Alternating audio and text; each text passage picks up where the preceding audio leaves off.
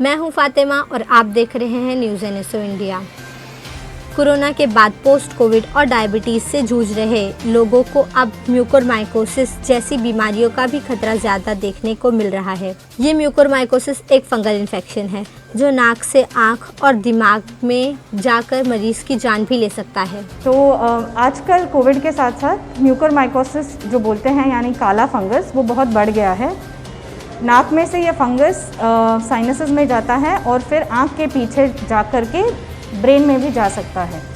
इससे आँख की डॉक्टर होने के कारण हम इसके केसेस काफ़ी बढ़ रहे हैं। इस महीने में 15 से ऊपर केसेस मैं देख चुकी हूँ और मेरे कलीग्स पूरे 40 के ऊपर भी केसेस लोगों ने देखे हैं। इससे वजह से आँख में जो फ़र्क पड़ता है कि नज़र कमज़ोर हो जाती है, जहाँ से सारी नसें आँख में जाती है, आँख हिलना कम हो सकता है और आँख लाल हो जाती है, बाहर आ सकती है या सर्जरी भी करनी पड़ सकती है। आँख में ज़्यादा बढ़ने से पूरी आँख निकालनी भी पड़ सकती है। इसमें मोर्टेलिटी रेट यानी मरने की चांसेस बहुत ज़्यादा होते हैं। तो अगर हम इसको जल्दी पहचान लें तो जान भी बच सकती है, आँख भी बच सकती है। 44 साल के नितिन शिंदे कोरोना से तो जंग जीत चुके हैं, मगर कोरोना के बाद म्यूकोरमाइकोसिस के कारण अपनी बाई आँख गंवा बैठे हैं। तो मुझे ये तभी उस दिन महसूस हुआ कि ये बीमारी इतनी जल्दी स्प्रेड हो रही है कि विद इन अ टाइम, ऐसे नहीं कि आज लेके गए तो उसको 10 दिन के बाद होगी या 2 दिन के बाद होगी।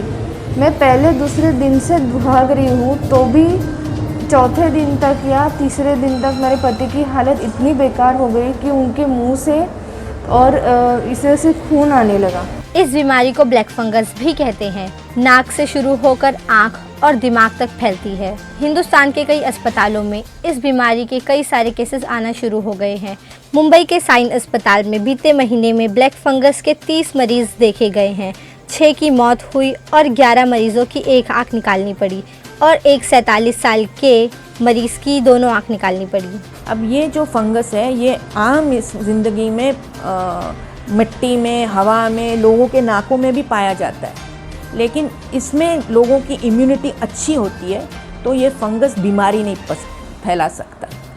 अब क्या देखा जा रहा है कि कोविड में या तो कोविड की वजह से इम्यूनिटी लो हो रही है या जो हम लोग कोमॉर्बिडिटीज़ है जैसे कि डायबिटीज़ है वैसे लोगों में इम्यूनिटी कम होती है। और तीसरा, जब हम स्टीरॉयड देते हैं और अभी हाल ही में लोग बोल रहे हैं कि टोसिलिजुमैब देने से भी इम्यूनिटी लो हो रही है और स्टीरॉयड की वजह से जो शुगर है, डायबिटीज़ जो है वो अनकंट्रोल्ड हो रहा है या शुगर का जो प्रमाण है खून में वो बढ़ रहा है। तो इन सब वजह से इम्यूनिटी लो हो रही है और जो फंगस पहले हमारे में बीमारी नहीं कर सकता था वो अभी इन पेशेंट्स में हम लोग देख रहे हैं। ये जो म्यूकोरमाइकोसिस है ये जानलेवा बीमारी है, बहुत घातक है, बहुत सीरियस बीमारी। तो हम लोग हम लोग ये ऑपरेशन करीबन सायन हॉस्पिटल में, क्योंकि सायन हॉस्पिटल की पेशेंट की तादाद बहुत बड़ी है, तो सायन हॉस्पिटल में हम लोग ये ऑपरेशन एवरेज में हर रोज़ एक सच ऑपरेशन कर रहे हैं। पिछले 1.5 महीने में हमने 30 से ज़्यादा पेशेंट देखे हैं। इनमें हमारे जो 30 पेशेंट मैं बोल रही हूँ उनमें से 11 में आँख निकालनी पड़ी है।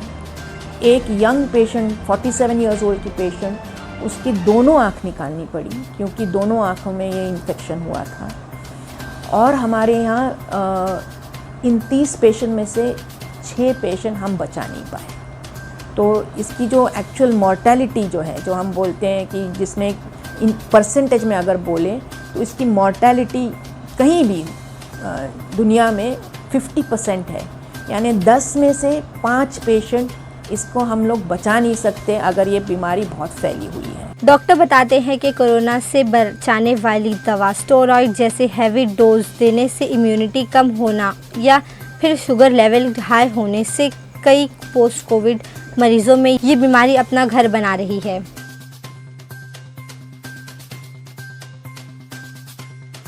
लास्ट वीक में ही हम लोग ने अभी करीबन 4 पेशेंट ऑपरेट किए हैं, जिसमें से 2 पेशेंट का जो है आँख की रोशनी चली गई थी।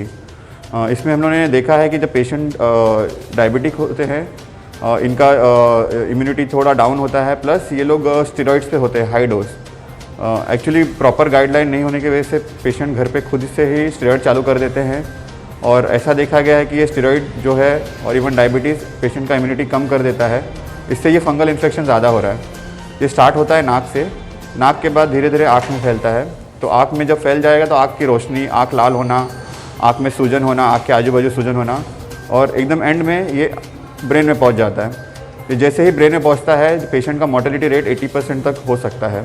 डॉक्टर बताते हैं कि ये म्यूकोरमाइकोसिस कोविड से ठीक होने के बाद 2 से 3 दिन नाक में रहता है और फिर आँख की ओर बढ़ता है। नाक से खून आना या आँखों से कम दिखना जैसे लक्षण मिलते हैं तो डॉक्टर को संपर्क करें, क्योंकि कोविड से ज़्यादा घातक ब्लैक फंगस बीमारी है।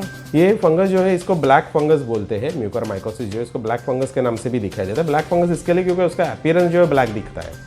तो ये जनरली ये पुराना इन्फेक्शन या ये पुराना फंगस है, ऐसा नहीं कि ये अभी आया हुआ है, लेकिन ये कोविड के बाद इसका इंसिडेंस काफ़ी बढ़ गया है। फर्स्ट वेव में भी इसके पेशेंट्स हमने ट्रीट किए थे, लेकिन अभी सेकंड वेव में जो है जिस तरीके से पेशेंट्स बढ़ रहे हैं उस तरीके से ये नंबर्स भी जो है post Covid complications of mucormycosis ये भी ज़्यादा मात्रा में दिखाई दे रहा है। तो इसमें पेशेंट्स को ये ध्यान देना रहता है कि जल्दी अगर आप हमारे पास अगर प्रेजेंट करते हो ये सिम्टम्स के साथ तो इसका इलाज जल्दी हो सकता है, और जो एक्सटेंसिव फॉर्म में मतलब आँखों तक जाना, ब्रेन तक जाना, ये कॉम्प्लिकेशंस अवॉइड कर सकते हैं। तो स्पेशली जो पेशेंट्स कोविड से गुजर चुके हैं और जिनमें डायबिटीज़ है, इनको ये देखना है कि नाक में ब्लैक कलर का कुछ डिस्चार्ज या कुछ क्रस्ट मतलब कड़क पदार्थ तैयार हो रहा है क्या, नाक से या गले से कुछ ब्लैक कलर का डिस्चार्ज या ब्लड डिस्चार्ज हो रहा है क्या, चेहरे पे कहीं पे सूजन आ रही है क्या, उनको आंखों से दिखाई देने में कुछ तकलीफ हो रही है या आंखों से ज़्यादा डिस्चार्ज आ रहा है या आंखों पे सूजन आ रही है। तो इनिशियल फेज में ही अगर ये ट्रीटमेंट जल्दी चालू करेंगे तो आगे आने वाले कॉम्प्लिकेशन से बचा जा सकता है। All India Food and Drug Licence Holder Foundation ने सवाल उठाया है कि इस फंगल इन्फेक्शन का अचानक फैलने की वजह कहीं इस्तेमाल की जाने वाली दूषित ऑक्सीजन और इसमें इस्तेमाल किए जाने वाले पानी का तो कोई रोल नहीं।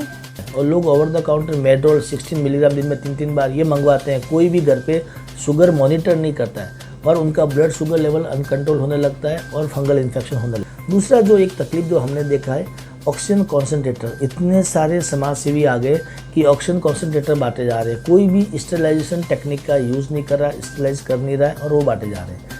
तीसरा जो ये इंडस्ट्रियल ऑक्सीजन है और मेडिकल ऑक्सीजन, दोनों में बड़ा फ़र्क होता है। दोनों के स्टेरिलाइजेशन करने के प्रोसेस अलग अलग होते हैं। इंडस्ट्रियल ऑक्सीजन इतना ज़्यादा दिया जा रहा है, उसकी वजह से भी हमें लगता है कि ये म्यूकोरमाइकोसिस बढ़ रहा है। म्यूकोरमाइकोसिस के बारे में देखेंगे तो म्यूकोरमाइकोसिस एक फंगस है जो किसी भी सड़ी हुई चीज़ के ऊपर ज़्यादा बढ़ना चालू होता है। अपने महाराष्ट्र में, इंडिया में अभी ये म्यूकोरमाइकोसिस क्यों ज़्यादा बढ़ रहा है, इसके बारे में जानकारी लेने के लिए अपने को उसके जड़ तक जाना पड़ेगा।